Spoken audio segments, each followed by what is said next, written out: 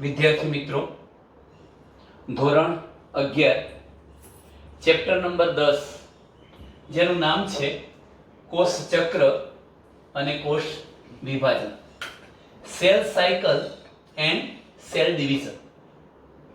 તમે આ શબ્દથી સુપરિચિત છો. કોષ વિભાજન શું છે આ બાબતથી આપણે તમામ માહિતગાર છીએ, પરંતુ તમારા માટે એક નવો શબ્દ છે કોષ ચક્ર. તો હકીકતમાં કોષ ચક્ર શું છે આજના સમગ્ર વિડિયો લેક્ચરમાં આપણું મુખ્ય ધ્યાન આ મુદ્દા પર હશે કે કોષ ચક્ર એટલે શું, કોષ ચક્રમાં કયા મુખ્ય બે તબક્કાઓનો સમાવેશ થાય અને એના ઉપ તબક્કાઓ કયા છે, ત્યાં સુધીની ઘટનાની આપણે ચર્ચા કરીશું. ચાલો મિત્રો, તમે જાણો છો કે બધા જ સજીવોના જીવનની શરૂઆત ફક્ત એક કોષથી થાય છે.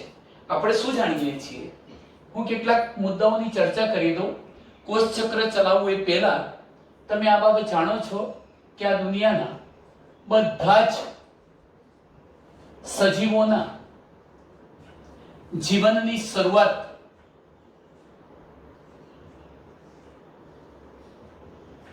એક કોષથી થાય છે. હવે આપણને પ્રશ્ન એ થાય કે દુનિયાના તમામ સજીવોના જીવનની શરૂઆત કરનારો જો એક જ કોષ છે, તો આ કોષ કયો? કેવી રીતે આ એક કોષમાંથી જ આપણે બધા બહુકોષી સજીવો પણ નિર્માણ પામ્યા છીએ? હું એવું કહી શકું, હું, તમે, આપણે બધા બહુકોષી છીએ, છતાં પણ આ બહુકોષી સજીવના જીવનની શરૂઆત ફક્ત એક જ કોષથી થઈ છે. કેવી રીતે થઈ છે એ ઘટનાને આપણે સમજીએ. હું કૌંસમાં એક શબ્દ લખું છું કે જે કોષથી આપણા જીવનની શરૂઆત થઈ છે એ કોષ છે ફલિતાંડ, ફલિત અંડકોષ, અથવા એના માટેનો બીજો એક શબ્દ છે યુગ્મનજ, જાયગોટ કહીશું, યુગ્મનજ. આ ઘટના કેવી રીતે થઈ છે આપણે બધા જાણીએ છીએ કે સામાન્ય રીતે હું અહીંયા બતાવું કે માતા અને પિતા આ બંને પિતૃઓ છે. સામાન્ય રીતે આપણે ટ્વાઇસ એન એવું લખીએ છીએ. એનો મતલબ કે 46 રંગસૂત્ર ધરાવતો પિતા અને 46 રંગસૂત્ર ધરાવતી માતા. પણ હવે જ્યારે આ માદા પ્રાણી અર્ધીકરણની પ્રક્રિયા દ્વારા પ્રજનન કોષ ઉત્પન્ન કરે છે, જેમ કે અંડકોષ એકકીય હોય છે, અર્ધી રંગસૂત્ર સંખ્યા 23 વાળો, અને એ જ રીતે પિતા પણ જ્યારે અર્ધીકરણની પ્રક્રિયા દ્વારા એના પ્રજનન કોષને ઉત્પન્ન કરે છે, શુક્રકોષને, ત્યારે એ પણ એકકીય હોય છે.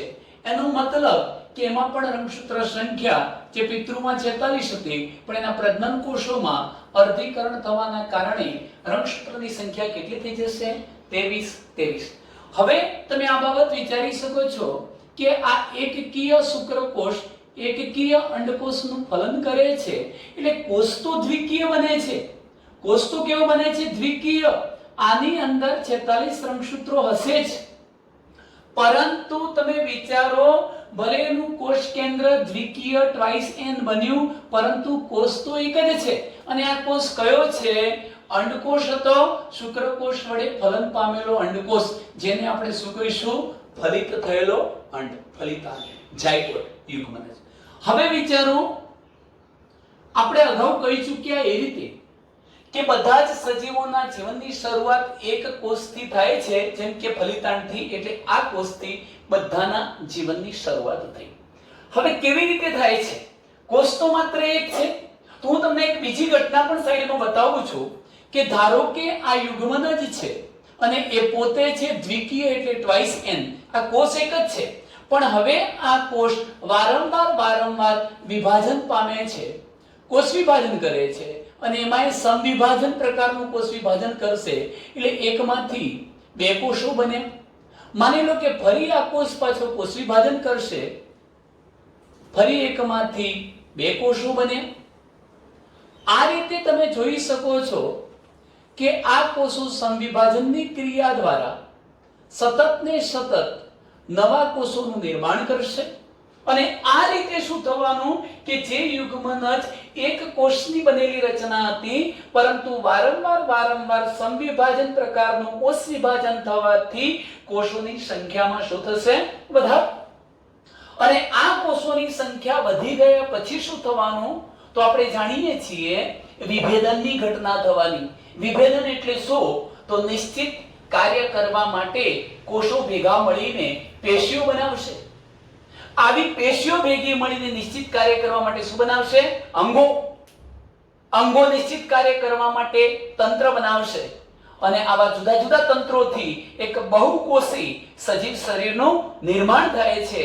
આ અર્થમાં આપણે કહી શકીએ કે દુનિયાના તમામ પ્રકારના સજીવોનું નિર્માણ એક જ કોષમાંથી થાય છે. આ કોષ કયો છે? ફલિતાંડ, યુગ્મનજ. હા, એક કોષી સજીવ હોય તો એ પોતાની સંખ્યામાં કોષ વિભાજનની ક્રિયાથી વધવાનો છે, પણ બહુકોષી સજીવોના જીવનની શરૂઆત ફક્ત એક જ કોષથી થઈ. આ કોષનું નામ શું છે? યુગ્મનજ અથવા ફલિતાંડ. તો તમે મિત્રો આટલે સુધી સમજી ચૂક્યા હશો કે બધા જ સજીવોના જીવનની શરૂઆત એક કોષથી જ થાય છે. આ એક જ કોષથી. કેવી રીતે? તો આ એક કોષનું વારંવાર કોષ વિભાજન થતા અનેક નવા કોષો સર્જાય છે. હવે અહીં જરા એક બીજા મુદ્દા તરફ આપણે જઈએ છીએ કે આ કોષ ધારો કે એને વિભાજન પામીને બે કોષોમાં વહેંચાઈ જવું છે, તો એનો મતલબ એ થાય કે આ કોષ વિભાજન પામતા પહેલા કદમાં થોડો મોટો બને છે. એનો મીનિંગ એવો થયો કે કોષ પોતે વૃદ્ધિ પામે છે. જ્યાં સુધી આ કોષના કદમાં વધારો નથી થતો અને કોષની અંદર રહેલું સમગ્ર દ્રવ્ય બેવડાઈ ન જાય, ડબલ ન થઈ જાય, ત્યાં સુધી વિભાજન થઈને બે કોષો બની શકતા નથી.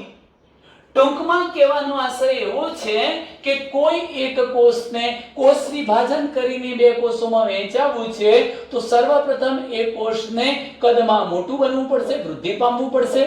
અંદર રહેલા જનીન્દ્રવ્ય ડીએનએ વગેરેનું સંયોજન થવાનું, કોષ રસનું પ્રમાણ વધવાનું, પ્રોટીનનું પ્રમાણ વધવાનું અને આ કોષ પૂરતું કદ પ્રાપ્ત કરી લે એના પછી જ એ કોષ વિભાજનની ક્રિયા દ્વારા આવા બે કોષો બનાવી દે છે.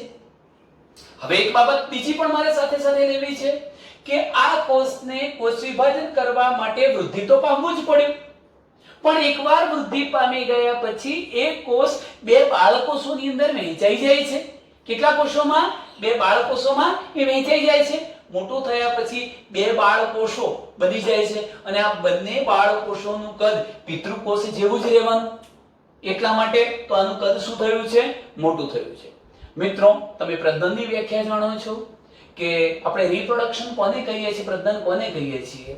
કે જો સજીવ પોતાના જીવનકાળ દરમિયાન પોતાના જેવા જ નવા સજીવનું નિર્માણ કરે તો તે ઘટનાને શું કહેવાય? પ્રજનન કહી શકાય. તમે અહીં ધ્યાન રાખો, આ કોષ પોતાના જીવનકાળ દરમિયાન પોતાના જેવા જ બે નવા કોષો બનાવે છે તો શું આ ઘટનાને કોષીય સ્તરે પ્રજનન ન કહી શકાય?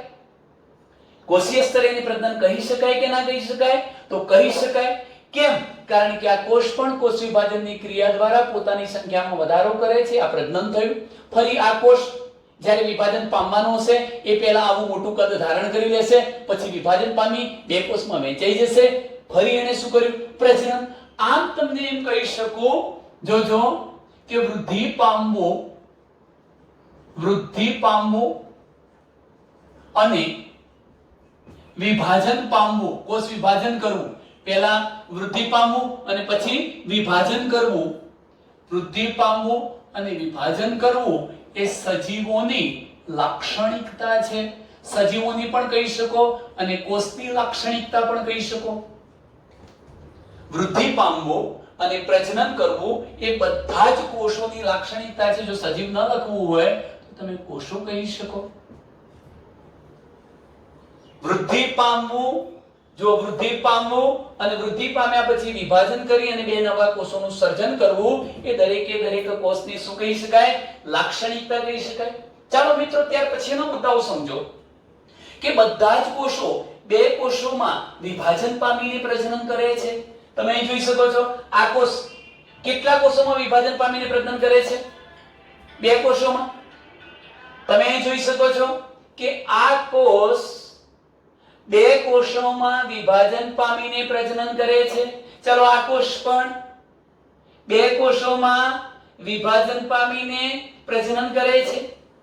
એવી જ રીતે તમે જોઈ શકો છો આ કોષ પણ બે કોષોમાં વિભાજન પામીને પ્રજનન કરે છે. આનો મતલબ શું થાય કે કોઈ પણ કોષ વિભાજન કરે અને બે નવા કોષો બનાવે તો એ ઘટનાને પ્રજનન તો કહેવાય જ છે. તો પ્રજનનની ક્રિયા દરમિયાન કોઈ એક કોષ વિભાજિત થઈ કેટલા કોષમાં વહેંચાઈ જશે? બે કોષમાં. આવડે કે નહીં? કોષીય પ્રજનનમાં શું થાય? તો કોષીય પ્રજનનમાં મેં તમને એમ કહ્યું કે બધા જ કોષો બે કોષમાં વિભાજન પામીને પ્રજનન કરે છે. બધા જ કોષો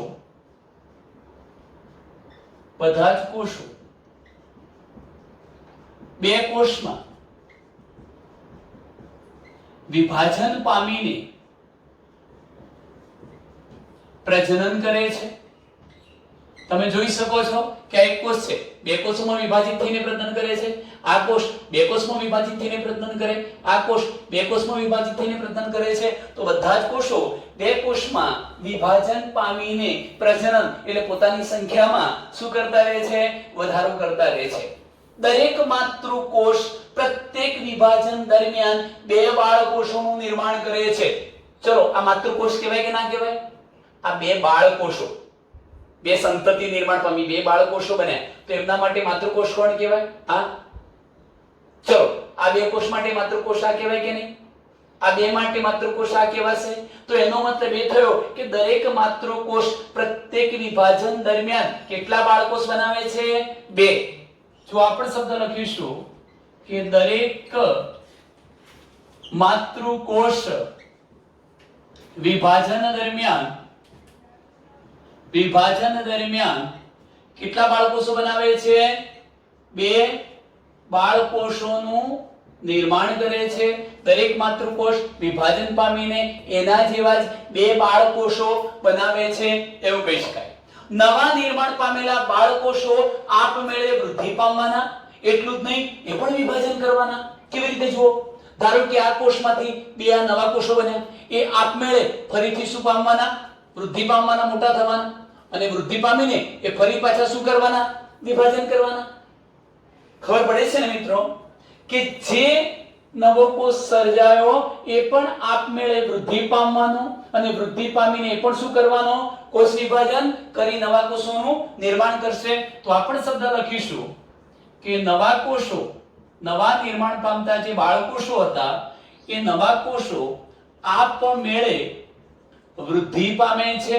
વૃદ્ધિ પામે છે એટલું જ નહીં, તેઓ શું કરે છે? સાથે સાથે વિભાજન પણ કરે છે. અને એ રીતે જોતા કોષોની સંખ્યામાં શું થતું જાય છે? વધારો. એટલે એમ કહી શકાય કે નવા નિર્માણ પામેલા કોષો આપમેળે વૃદ્ધિ પામતા હતા, વિભાજન કર્યું, એમણે કોષોની સંખ્યામાં શું કર્યું? વધારો. એટલે નવનિર્મિત કોષોની સંખ્યા શું થવાની? વધવાની. નવા નિર્માણ પામેલા કોષોની સંખ્યા વધે છે. બીજા અર્થમાં વૃદ્ધિ અને વિભાજનના આવા ચક્રો પૂર્ણ થાય. બીજા અર્થમાં કહીએ તો વૃદ્ધિ પામવું એટલે મોટું થવું કદમાં, અને પછી વિભાજન પામવું એટલે નવા બે કોષ બનાવવા. વૃદ્ધિ અને વિભાજનના આવા ચક્રો પૂર્ણ થયા બાદ, આવા ઘણા બધા ચક્રો પૂર્ણ થયા બાદ લાખોની સંખ્યામાં લાખો કોષો સર્જાય છે. શું સર્જાવાનું? લાખો કોષો, નવા કોષોનું નિર્માણ થવાનું. અને આ લાખો કોષ ધરાવતી એક બંધારણીય સંરચના બનવાની. કેમ એવું કહ્યું? કે ધારો કે આ બંધારણીય સંરચનામાં કોણ કોણ હતું? અંગતંત્રો છે, અંગો છે, પેશીઓ છે. આવી લાખો કોષો ધરાવતી બંધારણીય સંરચના અસ્તિત્વમાં આવે છે. તો લાખો કોષો ધરાવતી બંધારણીય સંરચના અસ્તિત્વમાં આવે છે. મિત્રો આ બાબત પણ તમે જાણતા હશો કે આપણું જે પુખ્ત સજીવ શરીર છે, આપણા એક શરીરમાં, પુખ્ત વ્યક્તિના શરીરમાં લગભગ 10⁻14 જેટલા કોષો આવેલા છે. એક પુખ્ત વ્યક્તિમાં કેટલા કોષોની સંખ્યા હોય છે? 1014 જેટલા કોષો આવેલા છે. તો આ કોષો કેવી રીતે સર્જાય? સીધી બાબત છે. શું કહ્યું તમે કે દરેક બહુકોષિક સજીવના જીવનની શરૂઆત એક કોષથી થઈ. આ કોષ સતત ને સતત શું કરે છે? કોષ વિભાજન, નવા કોષોનું નિર્માણ કરે છે. પણ એ કોષ વિભાજન પામે પહેલા કયા તબક્કામાંથી પસાર થાય છે? વૃદ્ધિ, અને ત્યારબાદ એ વિભાજન પામે. આમ વૃદ્ધિ વિભાજન આવા અનેક ચક્રો ચાલવાના, પરિણામે નવનિર્મિત કોષોની સંખ્યા લાખો સુધી પહોંચી જવાની. અને આવા લાખો કોષો શું કરવાના? તો એક મેં અહીંયા શબ્દ લખ્યો છે કે બંધારણીય સંરચના ધરાવતું એક શરીર અસ્તિત્વમાં આવી જાય છે. તો ચલો મિત્રો, આટલે સુધીની બાબત મેં તમને જે સમજાવી છે એ થોડીક કોષ વિભાજન અનુસંધાનમાં માહિતી આપી છે. હવે મારે તમને જે ટોપિક સમજાવવો છે એ મહત્વનો ટોપિક હવે શરૂ થાય છે, કોષ ચક્ર, સેલ સાયકલ. અહીં ધ્યાનથી સમજજો. આપણે એક નવા ટોપિક તરફ જઈ રહ્યા છીએ. કોષ ચક્ર કોને કહેવાય? કોષ ચક્ર એક ટૂંકનો સ્વરૂપે પણ અલગ પ્રશ્ન પૂછાઈ શકે. ધ્યાનથી સમજવા જેવી બાબત એ છે કે અહીંયા આપણી એનસીઈઆરટી બુકમાં કોષ ચક્રની વ્યાખ્યા એક આપી છે. આપણે એને 2-3 રીતે સમજવા માટે પ્રયત્ન કરીએ છીએ. 2 થી 3 રીતે આપણે કોષ ચક્રની વ્યાખ્યા આપી શકીએ. બિલકુલ સરળ ટોપિક છે મિત્રો. તમે માત્ર આટલું ધ્યાન રાખો. હું અહીંયા એક આકૃતિ દોરું છું. ધારો કે મારી જોડે આ કોઈ એક કોષ છે અને આ કોષ છે દ્વિકીય, ટ્વાઇસ n. એનો મતલબ કે મારા અંગસૂત્રોની સંખ્યા 46 છે. મારે આ કોષનું શું કરવું છે? વિભાજન. અને કોષનું વિભાજન કરીને, ખાસ કરીને સમવિભાજન, તો એના જેવા જ 2 નવા કોષોનું સર્જન કરવું છે. એના જેવા જ, એટલે એટલું જ કદ ધરાવતા 2 નવા કોષોનું આપણે શું કરવું છે મિત્રો? નિર્માણ. થોડો મોટું લાગે છે, આપણે નાનું બતાવી દઈએ. ચલો, 2 નવા કોષોનું નિર્માણ કરવું છે. આ બંને નવા કોષો પણ કેવા હોવા જોઈએ? પિતૃકોષ જેટલા જ કદના, આના જેટલા જ કદના. આ શક્યતા ક્યારે શક્ય બને? તમે એવું વિચારી શકો છો કે આ એક કોષ છે, એ કોષ સીધું કોષ વિભાજન કરી અને 2 કોષ બનાવે તો નવા નિર્માણ પામતા બંને કોષોનું કદ શું પિતૃકોષ જેટલું હોઈ શકે ખરું? ના, અડધું થઈ જવું જોઈએ. પણ થતું નથી. કેમ નથી થતું? એ માટે હું તમને એક ઉદાહરણ આપું છું કે ધારો કે આ કોષ એક તો પોતે સર્જાઈ ચૂક્યો છે. માની લો કે મેં આ કોષ લીધો છે, દ્વિકીય કોષ. આટલું યાદ રાખજો કે આ મેં એક દ્વિકીય કોષ લીધો છે. આવે તો શું આ કોષ અગાઉના કોઈ એક કોષ વિભાજનથી સર્જાયો હશે કે નહીં? ઓછામાં ઓછું એક કોષ વિભાજન થયું હશે તો આ કોષ બન્યો હશે ને. ચાલો, આ એક કોષ વિભાજન થઈ ગયું છે એમ સમજી લો. અને ફરી પાછો આ કોષ વિભાજન કરીને 2 કોષ બનાવે તો એનો મતલબ કે આ બીજું સમવિભાજન થયું છે. કહી શકાય 2 સમવિભાજન થયા છે, કહેવાય કે નહીં?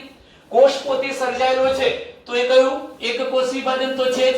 અને આ કોષ વિભાજન પામીને 2 નવા કોષોનું નિર્માણ કરે તો આ પાછું 2 વખત થયેલું સમવિભાજન, બીજી વખત થયેલું સમવિભાજન કહી શકાય કે નહીં?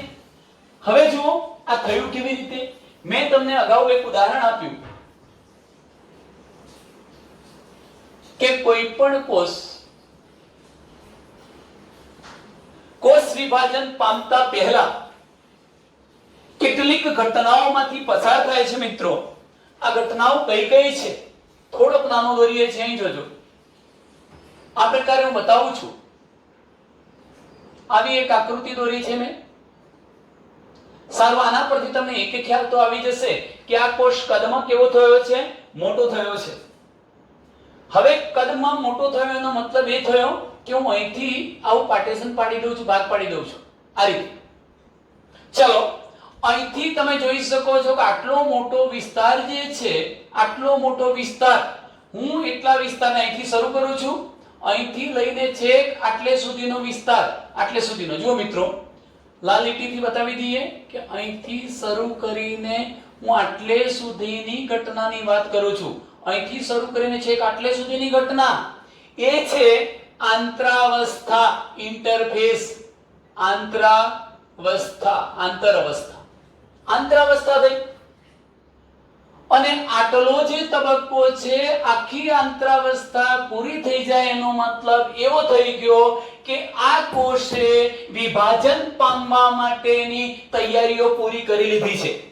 કોષે વિભાજન પામવા માટેની તૈયારી કરી લીધી છે. કોષ વિભાજન પામવાની તૈયારીમાં છે. એટલે હવે જો આ તૈયારી થઈ જાય તો કોષ વિભાજન શરૂ કરશે. અને તમે જાણો છો કે કોષ વિભાજન કરે તો એના કેટલાક તબક્કા છે. એક કોષમાંથી બે કોષ બનવાના હોય. કોષ જો કોષ વિભાજન કરવાનો હોય તો એના કેટલાક તબક્કા છે. કયા તબક્કા છે? હું પહેલો તબક્કો લખું છું. પહેલો લખું છું પૂર્વાવસ્થા આવવી જોઈએ.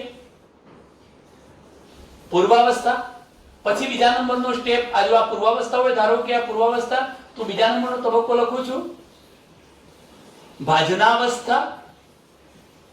હું ત્રીજા નંબરનો તબક્કો અહીંયા લખું છું ભાજનોત્તરાવસ્થા. ભાજનોત્તરાવસ્થા આવવી જોઈએ. પછી હું ચોથા નંબરનો તબક્કો અહીંયા લખું છું. આ ચોથા નંબરનો તબક્કો અંત્યાવસ્થા આવવી જોઈએ. અંત્યાવસ્થા. અને છેલ્લો તબક્કો હું લખું છું કોષ વિભાજન અથવા કોષરસ વિભાજન. કોષરસ વિભાજન થવું જોઈએ. એનો મતલબ એ થયો કે આટલેથી લઈને મેં શરૂ કરેલી તમામ ઘટના તો આંતરાવસ્થા હતી. કોષ આંતરાવસ્થામાંથી પસાર થાય એટલે કોષે વિભાજન પામવા માટેની તૈયારીઓ પૂર્ણ કરી લીધી.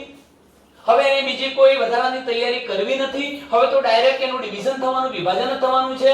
અને વિભાજન થવાનું હોય, એક કોષમાંથી બે કોષો બનવાના હોય તો એને આપણે કેટલાક તબક્કામાં વહેંચી નાખીએ છીએ.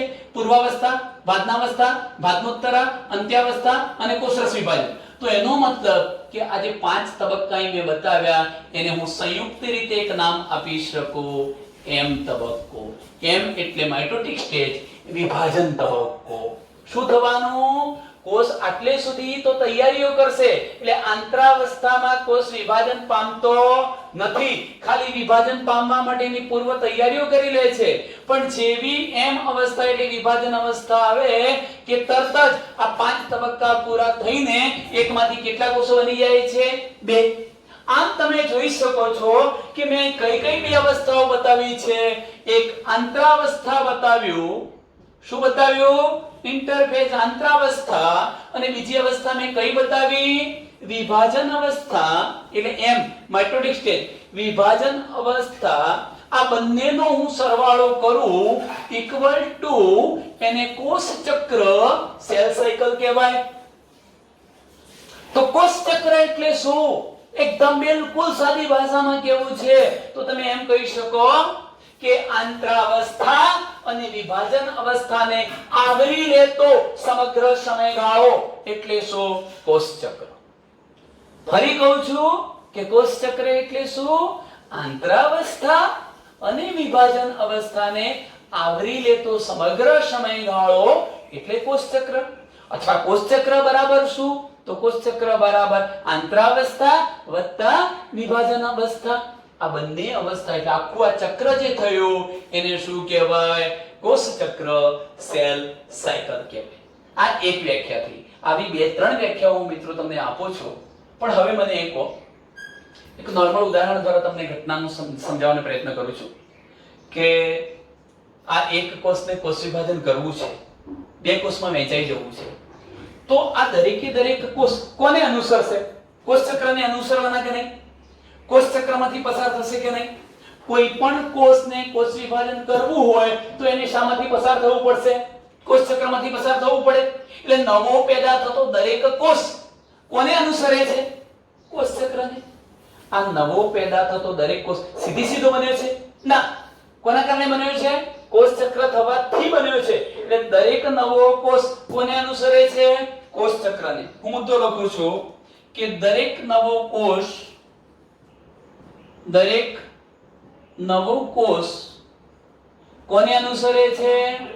કોષ ચક્રને અનુસરે છે.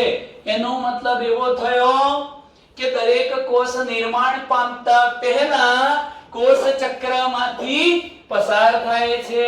કોષ ચક્ર થયા પછી જ નવો કોષ બની શકે છે. કહી શકાય કે નહીં? સર આને એક બીજા દ્રષ્ટાંત દ્વારા આપણે સમજવાનો પ્રયત્ન કરીએ છીએ કે ધારો કે હું અત્યારે જ એવો નિર્ણય કરું કે મારે અમેરિકા પહોંચવું છે, તો હું પહોંચી જઈશ? ના. અમેરિકા પહોંચવા માટે મારે શું કરવું પડશે? અમેરિકન વિઝા મેળવવા પડશે. એ પહેલા મારે ઇન્ડિયન પાસપોર્ટ બનાવવો પડશે. ચાલો વિઝા આવી ગયા પછી શું કરવું પડશે? ટિકિટ ઓકે કરાવવી પડશે. મારે પ્લેનની અંદર મુસાફરી કરવી પડશે. તો હું ક્યાં પહોંચી શકીશ? અમેરિકા. માત્ર વિચારી લેવાથી હું અમેરિકા પહોંચી જવાનો નથી. મારે ત્યાં પહોંચવા માટે પહેલા શું કરવી પડે? પૂર્વ તૈયારીઓ કરવી પડે. એમ આ કોષને પણ જો કોષ વિભાજન કરવું છે, બે નવા કોષોમાં વહેંચાઈ જવું છે, તો એને વિભાજન પામતા પહેલા વિભાજન પામવા માટેની શું કરી લેવી પડે? તૈયારીઓ કરવી પડે. તો હું એમ પણ કહી શકું, કોષ વિભાજન પામે તે પહેલા વિભાજન પામવા માટેની પૂર્વ તૈયારીઓ કરે છે, જેને પણ શું કહી શકાય? કોષ ચક્ર કહેવાય. શું કહેવાય? કોષ ચક્ર. તો મિત્રો આપણે આ રીતે પણ લખી શકીએ. જો કોષ વિભાજન પામવા માટે પૂર્વ તૈયારીઓ કરે છે, જેને પણ આપણે શું કહી શકીએ? કોષ ચક્ર કહીશું. ચાલો ત્રીજી વ્યાખ્યા આપી છે. તમે જોઈ શકો છો આ એક કોષ તો ઓલરેડી બન્યો છે, તો એ કોઈક એક વિભાજનથી બન્યો હશે, એટલે ઓલરેડી એક વિભાજન તો થઈ ચૂક્યું છે, અને હવે આ કોષ વિભાજન પામીને શું કરે છે? બીજું વિભાજન. તો બે ક્રમિક સમવિભાજન વચ્ચેનો સમયગાળો એટલે પણ શું? કોષ ચક્ર. જુઓ બેટા કે આ એક કોષ બની ચૂક્યો છે, તો કોઈ એક વિભાજનથી બન્યો છે, એટલે એક વિભાજન તો થઈ ચૂક્યું છે, અને આ કોષ વિભાજન પામીને બે નવા કોષ બનાવે છે, એટલે બીજું વિભાજન થયું. તો આમ બે ક્રમિક કોષ વિભાજન વચ્ચેનો જે સમગ્ર સમયગાળો આવ્યો, જેમાં કોષે તૈયારીઓ કરી, એને પણ શું કહી શકાય? કોષ ચક્ર. તો કોષ ચક્ર એટલે શું? બે ક્રમિક વિભાજન અવસ્થા વચ્ચેના સમયગાળાને કોષ ચક્ર કહે છે. શું કહી શકાય? બે ક્રમિક વિભાજન વચ્ચેના સમયગાળાને શું કહી શકાય? કોષ ચક્ર કહે છે. એક બીજી વ્યાખ્યા આપણે આપી હતી, જે લખી નથી. જો વ્યાખ્યા આપી હોય કોષ ચક્રની બીજી વ્યાખ્યા, તો શું આપી શકીએ? કે આંતરાવસ્થા અને વિભાજન અવસ્થાને આવરી લેતા સમગ્ર સમયગાળાને શું કહી શકાય? કોષ ચક્ર, સેલ સાયકલ કહે છે. તો મિત્રો આટલે સુધીની આપણે ચર્ચાઓ કરી છે કે બે સફળ કોષ વિભાજન વચ્ચેના સમયગાળાને કોષ ચક્ર કહેવાય. લખ્યું છે બે ક્રમિક વિભાજન વચ્ચેના સમયગાળાને કોષ ચક્ર કહી શકાય. કોષ સર્જન અને કોષ વિભાજન વચ્ચેનો સમયગાળો એટલે પણ કોષ ચક્ર. ચાલો, કોષ સર્જાયો છે અને કોષ શું કરે છે? વિભાજન. એ વચ્ચેના સમયગાળાને પણ શું કહી શકાય? કોષ ચક્ર. એટલે કોષ સર્જન અને કોષ વિભાજન વચ્ચેના સમયગાળાને પણ કોષ ચક્ર કહી શકાય. એ પણ યાદ રાખજો મિત્રો. હવે તમને કેટલાક ગંભીર પ્રશ્નો એ થતા હશે કે આ કોષ વિભાજન પામીને બે કોષમાં વહેંચાયો, આ બંને કોષોને પિતૃકોષ જેટલું જ કદ કેવી રીતે મળ્યું? તો એના માટે મેં તમને કહ્યું કે પહેલા તો કોષ શું કરે છે? કદમાં વૃદ્ધિ પામે છે. આ કદમાં વૃદ્ધિ પામવું એનો મતલબ શું થાય? હું જો કે આ આકૃતિને અલગથી પણ દોરીને બતાવું છું, પણ આટલું બરોબર ધ્યાનથી સમજી લેજો. આ કોષમાં જે રંગસૂત્રો હતા એ રંગસૂત્રો બેવડાઈ જશે. કેવા થઈ જવાના? બેવડાઈ. ખરેખર બેવડાઈ જવાનો મતલબ તમે એવું ના સમજતા કે 46 ની જગ્યાએ 92 રંગસૂત્રો થઈ જાય એવો અર્થ થતો નથી. બેવડાવાનો મતલબ શું થાય છે હું તમને સમજાવું. ધારો કે આ કોષની અંદર 46 રંગસૂત્રોમાંનું હું એક જ રંગસૂત્ર બતાવું છું, તો આ એક રંગસૂત્ર આવું છે.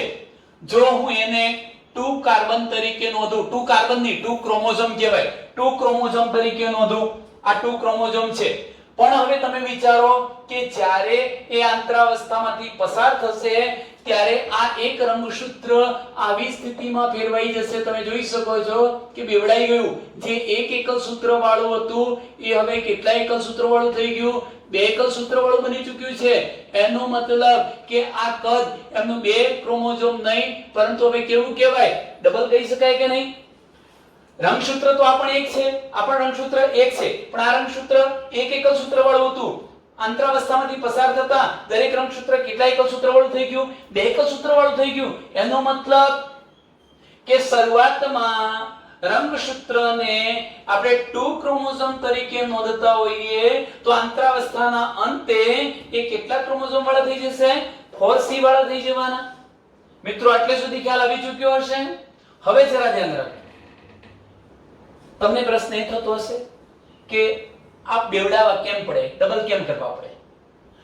હું તમને કહી દઉં કે સમવિભાજન પામવું છે એટલે અહીં રંગસૂત્રો કેટલા હતા? 46. બંને બાળકોમાં રંગસૂત્રો કેટલા આપ્યા છે? 46. ક્યારે મળે? ક્યારે એમને 46 રંગસૂત્રો પ્રાપ્ત થાય? જો માની લો કે આ બેવડાય નહીં તો એનો અડધો ભાગ કરીએ તો 23 થઈ જવાના હતા. એ ચાલે એમ નહોતું. બંને બાળકોષોને પિતૃકોષ જેટલા જ અને એવા જ રંગસૂત્રો આપી શકાય તે હેતુથી ડીએનએ નું શું થાય છે? સ્વયંજનન. રંગસૂત્રો બેવડાય છે, ડીએનએ નું શું થાય છે? સ્વયંજનન થાય છે. ફરી કહી દઉં કે આખી સમગ્ર અંતરાવસ્થા કે જેમાં કોષનું કદ મોટું થયું છે, કોષની અંદર કોષરસનું પ્રમાણ વધ્યું છે, પ્રોટીનનું પ્રમાણ વધી ગયું છે, એમાં ડીએનએ નું સ્વયંજનન એટલે ડીએનએ પણ બેવડાયું છે, પરિણામે રંગસૂત્ર પણ બેવડાઈ ગયું છે. આવું કેમ થયું? આવું થવાનું કારણ એ હતું કે સમવિભાજન પામીને જ્યારે 2 નવા કોષો બનવાના છે ત્યારે આ બંને બાળકોષોને પિતૃકોષ જેટલું જ અને એવું જ જનીન દ્રવ્ય પ્રાપ્ત થાય તે હેતુથી આંતરાવસ્થામાં શું થાય છે? ડીએનએ નું સ્વયંજનન થાય છે, ડીએનએ બેવડાય છે. ચાલો મિત્રો આટલે સુધી ખ્યાલ આવી ચૂક્યો હશે. હવે જોજો, આમ એવું કહી શકાય કે આ કોષ ચક્ર એટલે કે આંતરાવસ્થા અને બીજું કોણ હતું? વિભાજન અવસ્થા. તો આખા કોષ ચક્ર દરમિયાન કોષની અંદર શ્રેણીબદ્ધ શું થશે? ફેરફારો. સમગ્ર કોષ ચક્ર દરમિયાન કોષમાં શ્રેણીબદ્ધ શું થવાના છે? ફેરફારો. કયા શ્રેણીબદ્ધ ફેરફારો થયા? પ્રોટીનનું પ્રમાણ વધ્યું, કોષનું કદ મોટું થયું, કોષરસનું પ્રમાણ વધ્યું, જનીન દ્રવ્ય બેવડાયું, રંગસૂત્રો બેવડાયા. તો આ બધાને શું કહેવાય? કોષ ચક્ર દરમિયાન વાસ્તવમાં આ કોષની અંદર શ્રેણીબદ્ધ ફેરફારો થાય છે અને એના અંતે કોષ 2 કોષોમાં વિભાજિત થઈ જાય છે. આટલે સુધી આવડશે? ચલો તો હું આટલા મુદ્દાઓની ચર્ચા કરી લઉં છું. જુઓ મિત્રો કે કોષ વિભાજન પામવું એ બધા જ સજીવોમાં મહત્વપૂર્ણ પ્રક્રિયા છે. કોષ વિભાજન દરમિયાન ડીએનએ નું સંયોજન થાય છે અને કોષ વૃદ્ધિ થાય છે. મેં કહી દીધું કે કોષ ચક્ર દરમિયાન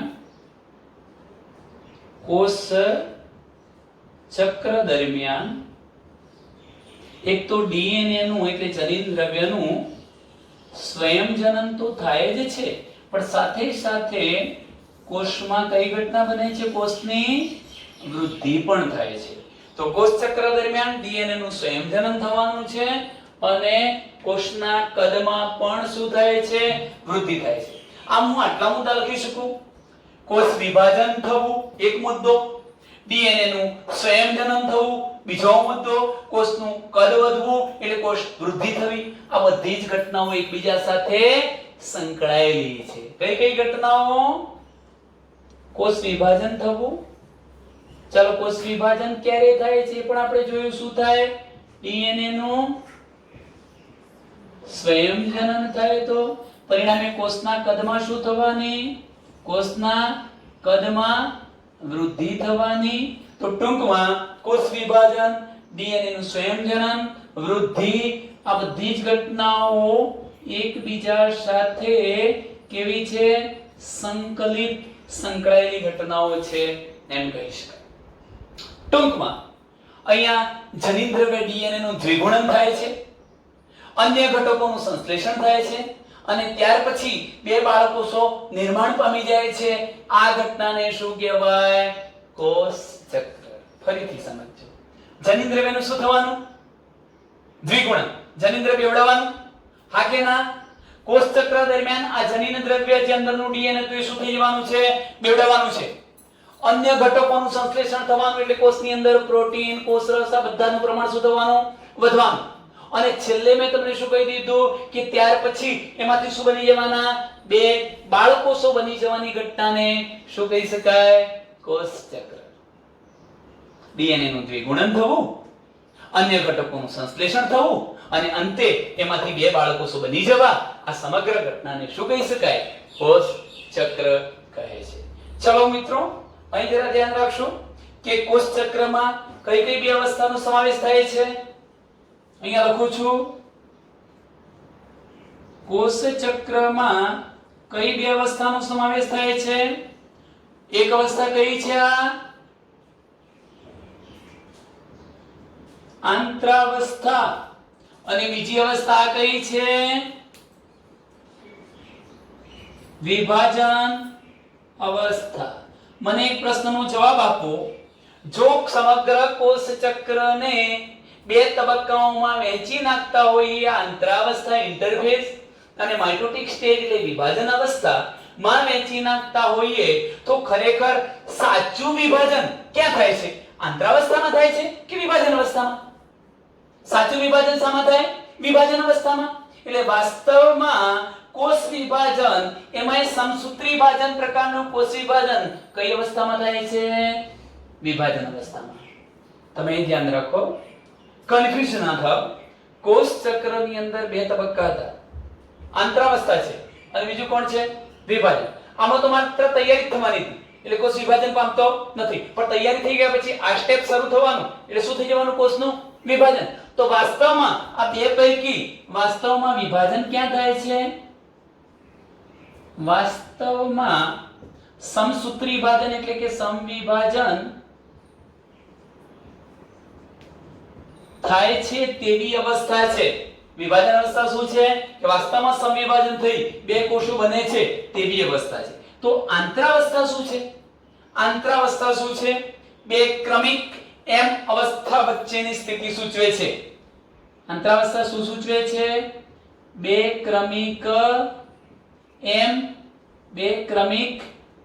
એમ અવસ્થા એટલે કે વિભાજન અવસ્થા, એમ અવસ્થા વચ્ચેની સ્થિતિ સૂચવે છે. કેવી રીતે જુઓ? આંતરાવસ્થા શું છે? અહીંથી શરૂ થયું, અહીંથી શરૂ થઈ એટલે સુધી આવ્યું. આ ઘટના શું આવી ગયું? આંતરાવસ્થા. ચલો, આંતરાવસ્થા પછી શું થઈ જવાનું? વિભાજન. એ પહેલા પણ વિભાજન થયું હતું ના કોષ બન્યો હતો. એટલે બે ક્રમિક વિભાજન અવસ્થા વચ્ચેની અવસ્થા એટલે કઈ અવસ્થા કહેવાય? આંતરાવસ્થા કહેવાય કે નહીં? જો આંતરાવસ્થા પૂરી થાય એટલે પાછી વિભાજન અવસ્થા શરૂ થઈ જવાની. એ પહેલા પણ કોઈ અવસ્થા હતી? વિભાજન અવસ્થા. કારણ કે વિભાજન થયું છે ત્યારે જ આ કોષ બન્યો છે. તો બે ક્રમિક વિભાજન અવસ્થા વચ્ચેની સ્થિતિને કોણ સૂચવે છે? આંતરાવસ્થા સૂચવે છે. આંતરાવસ્થા શું છે? બે ક્રમિક વિભાજન અવસ્થા વચ્ચેની અવસ્થા એટલે શું કહેવાય? આંતરાવસ્થા. ચાલો, એક બીજા શબ્દની મારે વાત કરવી છે કે જુદા જુદા સજીવોમાં કોષ ચક્રનો સમયગાળો જુદો જુદો હોય છે. જેમ કે હું માનવની વાત કરું, માનવ કોષોની, તો સામાન્ય રીતે માનવ જે કોષો છે એ કોષ વિભાજનની ક્રિયા કરે છે.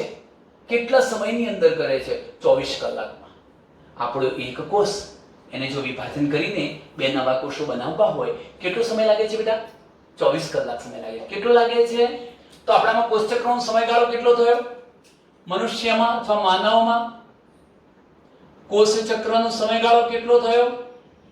24 કલાક. પરંતુ ઈષ્ટ જેવા જે સજીવો છે એને કોષ વિભાજન કરતા માત્ર 90 મિનિટનો સમયગાળો લાગે છે. એટલે જુદા જુદા સજીવમાં કોષ ચક્રનો સમયગાળો કેવો હોય? જુદો જુદો. માનવીનો ધારો કે એક કોષ છે, એને બે કોષ બનાવવા છે, તો એકમાંથી બે કોષ બનાવવા માટે કેટલો સમયગાળો લાગવાનો? 24 કલાકનું. તો એનો મતલબ કે આખું ચક્રનું કોષ ચક્ર કેટલા સમયગાળાનું થયું? 24 કલાકનું. પણ એમાં એ કહી દઉં કે 24 કલાક સમયગાળો એટલે કોષ ચક્ર 24 કલાકનું. પણ એમાંથી આંતરાવસ્થા લાંબો સમયગાળો ચાલે અને આંતરાવસ્થા એ ટૂંકો ગાળો ચાલે. એનો મતલબ એ થયો કે જે બેટા વિભાજન અવસ્થાની વાત કરું છું એ તો માત્ર 1 કલાકમાં પૂરું થઈ જાય છે. 1 કલાકમાં વિભાજન પૂરું થઈ જાય છે. તો એનો મતલબ કે બાકીના 23 કલાક જેટલો જે સમયગાળો હતો એ કોષે કઈ અવસ્થામાં ગુજાર્યો? આંતરાવસ્થામાં, ઇન્ટરફેઝમાં. એટલે આંતરાવસ્થા એ કોષ વિભાજન પામવા માટેની તૈયારી રૂપ અવસ્થા હતી. એમાં એને તૈયારી કરવાની હતી. તૈયારી કરતા કરતા બહુ લાંબો સમય ગયો. કેટલો સમય ગયો? 23 કલાકનો. એટલે હું એમ કહી શકું કે લગભગ 95% જેટલો સમય તો એને તૈયારીઓ કરવા અંતરાવસ્થા ગુજારવામાં ગયો. પણ માત્ર તૈયારી થઈ ગઈ એટલે 5% જેટલો જે સમયગાળો હતો એ દરમિયાન વિભાજન પામીને કેટલા કોષમાં વહેંચાઈ જાય છે? 2 કોષમાં. એનો મતલબ બેટા એ થાય કે પૂર્વાવસ્થા, ભાજનાવસ્થા, ભાજનોત્તરા, અંત્યા અને કોષરસ વિભાજન થતા ફક્ત કેટલો સમયગાળો લાગવાનો છે? 1 કલાક. 5% સમયગાળો. કોષ ચક્ર જેટલો સમય લેતું હોય 100% વારીમાં લઈએ ને તો માત્ર 5% સમયગાળામાં વિભાજન પૂરું થઈ જાય. પણ 95% જેટલો સમયગાળો એને તૈયારીઓ કરવા માટે જાય વિભાજન પામવા માટેની. એટલે કઈ અવસ્થા માટે જાય? આંતરાવસ્થા. આમ કોષ ચક્રમાં લાંબો સમયગાળો ગાળતી અવસ્થા કઈ છે? આંતરાવસ્થા. અને ટૂંકો સમય લેતી અવસ્થા કઈ છે? વિભાજન અવસ્થા. હવે મિત્રો અહીંયા હું એક એવા પોઈન્ટની ચર્ચા કરું છું. આપણે ચલાવીએ છીએ તો કોષ ચક્ર છે. કોષ ચક્રમાં હું જો વિભાજન અવસ્થાની વાત કરીશ એ તો બહુ એક લાંબી પ્રોસેસ છે. અર્ધીકરણની વિભાજન અવસ્થાઓ, સમવિભાજનની વિભાજન અવસ્થાઓ, એટલે એને અલગ પ્રશ્ન સ્વરૂપે લઈશું. પણ મારે અત્યારે ટોપિક ચલાવવો છે કયો? કોષ ચક્રનો કયો તબક્કો? આંતરાવસ્થા. કોષ ચક્રને 2 ભાગમાં વહેંચાય, આંતરાવસ્થા અને વિભાજન અવસ્થા. એ પૈકી હું શાની ચર્ચા કરી રહ્યો છું? આંતરાવસ્થાની ચર્ચા કરું છું. એના માટે હું આ જ આકૃતિને એકવાર મોટી કરી બતાવું છું. અહીંયા જરા ધ્યાનથી સમજજો. ચલો, આ એક નાનકડો કોષ હતો. એને વિભાજન પામી 2 કોષો બનાવાતા. એ પહેલા આ કોષ કદમાં કેવો થઈ ચૂક્યો છે? મોટો. હવે તમે જુઓ કે હું એને કેટલાક ભાગની અંદર વહેંચી નાખું છું. આટલા ભાગ પાડું છું. એનો મતલબ એ થયો કે જોજો આ જે છે આટલું એ શું છે? વિભાજન અવસ્થા છે. અને હું અહીંથી શરૂ કરી અને આટલો જે ભાગ લઉં છું એ અવસ્થા શું છે? શું છે? આંતરાવસ્થા છે. કોષ લાંબો સમયગાળો આંતરાવસ્થામાં કાઢે. હવે તમે જોઈ શકો છો હું એના કેટલાક ભાગ પાડી દઉં છું. આ પૂર્વાવસ્થા, ભાજનાવસ્થા, ભાજનોત્તરાવસ્થા, અંત્યાવસ્થા અને આ કોષરસ વિભાજન. એટલે આપણે ટૂંકમાં લખીએ પૂર્વાવસ્થા, આને લખીશું ભાજનાવસ્થા, આ ભાજનો તરાવસ્થા, આ કોણ છે? અંત્યાવસ્થા, અને આ શું છે? કોષરસ વિભાજન અવસ્થા. એટલે આ ટૂંકમાં વિભાજન. પણ હું સમગ્ર આંતરાવસ્થાની વાત કરું તો આંતરાવસ્થાને પણ 3 પેટા તબક્કામાં વહેંચી શકાય. આ પેટા 3 તબક્કા કયા છે? પહેલો તબક્કો છે જીવન, બીજો તબક્કો છે એસ અને ત્રીજો તબક્કો કયો છે? G2. એનો મીનિંગ એવો થયો કે જીવન તબક્કો પૂર્ણ થાય, એસ તબક્કો પૂર્ણ થાય, પછી કોણ પૂર્ણ થાય? G2. ત્યારે શું પૂરું થઈ જાય? આખી આંતરાવસ્થા. અને પછી શું કરશે કોષ? વિભાજન પામવાનો છે. 2 કોષો બનાવી દેશે. મારે એક લાસ્ટ ટોપિક ની અંદર તમને આટલું કહેવાનું છે જેને આપણે સમજીએ છીએ ધ્યાન દઈને કે જીવન તબક્કામાં કઈ કઈ ઘટનાઓ બને છે, એસ તબક્કામાં કઈ ઘટના બને અને G2 તબક્કામાં. હકીકત કહું તો મારે મુખ્ય 3 મુદ્દા કહેવા છે. એક તો સમગ્ર આંતરાવસ્થા દરમિયાન કોષનું કદ વધે, પ્રોટીનનું નિર્માણ થાય, કોષરસનું પ્રમાણ વધે, જનીન્દ્રવ્ય બેવડાય. આ બધા શબ્દો તમને કહેવા છે. પણ હકીકતમાં 3 ભાગ પાડી દઈએ તો પર્ટિક્યુલર ભાગમાં શું થાય? આની અંદર અહીં શું થાય અને અહીં શું થાય? ચાલો મિત્રો, જીવન તબક્કો છે શું? તમને કોઈ પૂછે જીવન એટલે શું? જીવન ગેપ 1, અવકાશ 1. ગેપ એટલે અવકાશ, અવકાશ 1 તબક્કો કહેવાય. અવકાશ 1 તબક્કો. એસ સિન્થેસિસ એટલે સંશ્લેષણ તબક્કો. અહીંયા જે ડીએનએ નું સંશ્લેષણ થવાનું છે, સંયોજન સંશ્લેષણ તબક્કો. અને G2 એટલે અવકાશ 2 ગેપ 2 તબક્કો. અવકાશ 2 તબક્કો. ચલો હવે તમે જોઈ શકો છો, કોઈ આપણને એમ પૂછે, જેમ કે અહીં પણ બતાવી દઉં કે આ G1, આ S અને આ G2. તો G1 તબક્કો કોની વચ્ચેનો તબક્કો છે મિત્રો? જુઓ, સંશ્લેષણ તબક્કો, ડીએનએ ના સંશ્લેષણનો તબક્કો. અને આગળ કોણ હતું? અગાઉનો સમવિભાજન અને વર્તમાન ડીએનએ નું જે સંશ્લેષણ થવાનું છે એ તબક્કો. આ બંને વચ્ચેના તબક્કાને શું કહેવાય? ગેપમાં. વાક્ય રચનાને બરોબર ધ્યાનથી સમજજો. અગાઉના વિભાજન અને ડીએનએ ના સ્વયંજનન વચ્ચેના તબક્કાને. અગાઉનું વિભાજન એટલે કયું કહો? બોલો છો. અગાઉનું વિભાજન એટલે આ કોષ હજુ વિભાજન પામીને બે કોષમાં વહેંચાય, પણ અગાઉનું વિભાજન એટલે આ. તો અગાઉનું વિભાજન અને આ કયો તબક્કો છે? ડીએનએ ના સંશ્લેષણનો તબક્કો. આ ડીએનએ ના સંશ્લેષણનો તબક્કો છે. તો કોની વચ્ચેની અવસ્થા? જો અગાઉનું વિભાજન પૂરું થાય, આમ આ બધું પૂરું થાય પછી આ વિભાજન થવાનું. તો અગાઉના વિભાજન અને ડીએનએ ના સંશ્લેષણ વચ્ચેનો જે તબક્કો છે એને શું કહેવાય? G1 તબક્કો. આવડશે મિત્રો? અગાઉનું કોષ વિભાજન અને વર્તમાન જ્યાં ડીએનએ નું સંશ્લેષણ થવાનું છે એવો S તબક્કો, એ વચ્ચેના સમયગાળાને વચ્ચેના તબક્કાને આપણે શું કહીએ છીએ? G1 તબક્કો. મિત્રો આ તબક્કા દરમિયાન કોષ ચયાપચયિક રીતે સક્રિય હોય છે. ચયાપચયની ક્રિયાઓ અટકી જતી નથી, ઉલટાની ચયાપચયની ક્રિયાઓ કેવી થાય છે? વધે છે. અહીંયા એવા ઉત્સેચકોનું સર્જન પણ થાય છે કે જે આપેલા સંશ્લેષણ તબક્કામાં ઉપયોગી બનવાના છે. એ માટેના ઉત્સેચકોનું સંશ્લેષણ પણ ક્યાં થવાનું? G1 તબક્કામાં. એનો મતલબ કે ત્યાં પ્રોટીનનું સંશ્લેષણ પણ ચાલુ રહે છે. ઉત્સેચક શું છે? One type of protein. Enzyme શું છે? એક પ્રકારના પ્રોટીન. એટલે અહીંયા G1 તબક્કામાં કોષ ચયાપચયિક રીતે સક્રિય હોય છે, ત્યાં પ્રોટીનનું સંશ્લેષણ પણ થાય છે. હા, પણ એક વસ્તુ કહી દઉં, કોષ સતત ને સતત વૃદ્ધિ તો પામે છે, પણ આ તબક્કામાં ડીએનએ નું સંયોજન થતું નથી. આ ધારો કે ડીએનએ છે બેટા, આ જે ડીએનએ છે એ ડીએનએ નું સ્વયંજનન કયા તબક્કામાં થતું નથી? G1 માં થતું નથી. હા, આનું આજે સ્વયંજનન, જેમ કે આ ડીએનએ હતું એ સ્વયંજનન પામી એના જેવું જ બીજું જનીન્દ્રવ્યનું સંશ્લેષણ નિર્માણ કરી દેશે. જો આવ્યું અને પરિણામે જ મેં તમને કહ્યું હતું કે 2C ની જગ્યાએ 4C બની ગયું. આ તો આ જે ઘટના છે એ તો ક્યાં થાય છે? S તબક્કામાં. આંતરાવસ્થાના કયા તબક્કામાં જનીન્દ્રવ્યનું સંશ્લેષણ થાય છે? S તબક્કામાં. અને કયા તબક્કામાં ફક્ત કોષ ચયાપચયિક રીતે સક્રિય હોય છે પરંતુ ડીએનએ નું સંશ્લેષણ થતું નથી? G1 તબક્કામાં. હવે તમે વિચારી શકો છો કે ડીએનએ નું સંશ્લેષણ એટલે કે સંયોજન થાય છે. પ્રત્યેક કોષમાં ડીએનએ ની માત્રા કેવી થઈ જાય છે? બમણી. કયા તબક્કા દરમિયાન? S તબક્કા દરમિયાન પ્રત્યેક કોષમાં ડીએનએ ની જે માત્રા હતી એ કેવી થઈ જાય છે?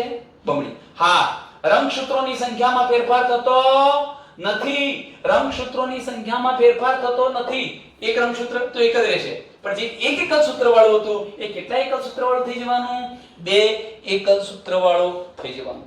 જો મિત્રો પ્રાણી કોષ હોય તો આ અવસ્થા દરમિયાન તારા કેન્દ્ર પણ બેવડાવે છે, કારણ કે બે તારા કેન્દ્રની જરૂર પડવાની. તારા કેન્દ્રોનું પણ સંયોજન થાય છે. તારા કેન્દ્રો બેવડાવે છે. ચાલો, છેલ્લો તબક્કો આવ્યો કયો? G2. આ તબક્કો હવે જો કોષ પસાર થતા એટલે આવી ગયો છે. G2 તબક્કામાં ડીએનએ નું સંયોજન અટકી જાય. આ તબક્કામાં ડીએનએ નું સંયોજન થાય નહીં. જેટલું વધવું હતું એટલું વધી ગયું છે, હવે વધશે નહીં. પણ આ તબક્કામાં પ્રોટીનનું સંશ્લેષણ ચાલુ રહે છે. કોનું સંશ્લેષણ ચાલુ રહે છે? પ્રોટીનનું. એટલે હવે જોજો, આ જે તબક્કો છે એ સમવિભાજનની તૈયારી રૂપ અવસ્થા કહી શકાય. G2 અવસ્થામાં કોષ પ્રવેશ્યો એનો મતલબ કે હવે સમવિભાજનની તૈયારીઓ પૂર્ણ થવાને આરે આવીને ઊભી છે એમ કહી શકાય. કોષની વૃદ્ધિ સતત ચાલુ રહે છે, કોષમાં પ્રોટીનનું સંશ્લેષણ પણ થાય છે એમ કહી શકાય. મિત્રો, તમારે કોષ ચક્રમાં આટલી બાબતો લખવાની છે. હવે હું બે તમને વધારાના પોઈન્ટ કહી દઉં છું જે આપણી બુકમાં છે અને ઘણી વખત ટૂંકો પ્રશ્ન પૂછાય છે. એક એવી પણ અવસ્થા આપણે લેવી છે મિત્રો, જેને આપણે સામાન્ય રીતે G0 અવસ્થા કહીએ છીએ. શું કહીશું? G0. G0 અવસ્થા એટલે શું? G0 અવસ્થા એટલે શું? ઘણી વખત એવું થાય છે કે શરીરમાં કેટલાક કોષો એવા છે કે જે એકવાર નિર્માણ પામ્યા પછી કદાપી કોષ વિભાજન કરતા નથી. જેમ કે હૃદયની રચના કરતા કોષો.